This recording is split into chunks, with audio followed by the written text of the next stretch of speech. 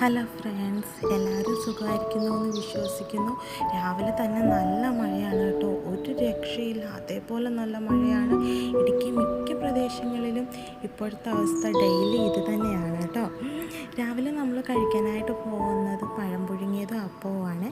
എന്നാൽ അത് ഉണ്ടാക്കാം കേട്ടോ.